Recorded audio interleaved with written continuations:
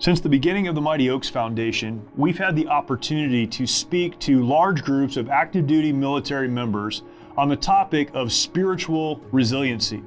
We try to help those who have been hurt, who have been broken, get back on their feet and align to the purpose that God has for them. When we're talking about resiliency, what we're really talking about is aligning to that purpose before the trauma comes.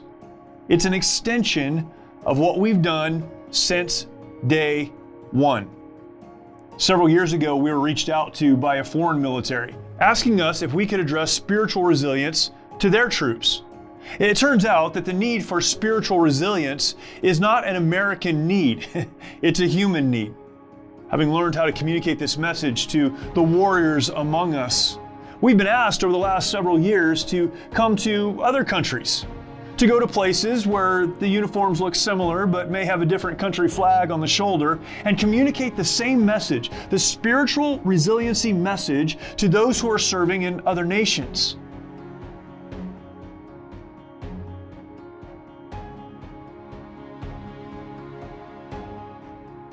We find ourselves today, of course, at a very difficult moment in history.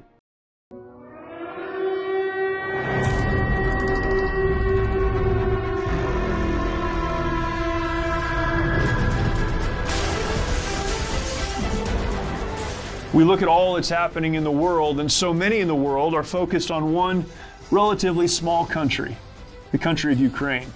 We've helped the Ukrainian military in the past, prior to the current conflict, helped to serve the families of those who are serving their country, but now we understand that that country is engaged in actual combat at this moment.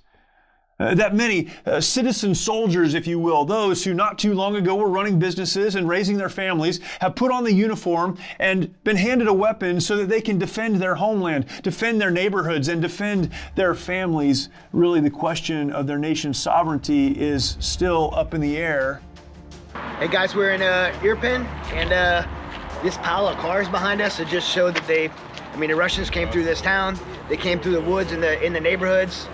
We just went to some homes where the homes are just torn up, and some of the guys we're with were showing just videos of the bodies. And this is not, again, it's not military targets. These are civilians, and the Russians came through here and just annihilated these people. Bodies were, well, I just seen the videos, bodies were everywhere. This is the reality of what actually happened here in Irpin. And while all of this is happening, we have been asked, as the subject matter experts on spiritual resiliency for those in the military, we've been asked to come and communicate the message we've been communicating for more than 10 years. The message that God is. That in the midst even of difficulty and trial and the unexplained, God has a plan and a purpose for our lives. Many have asked, why are you in Ukraine?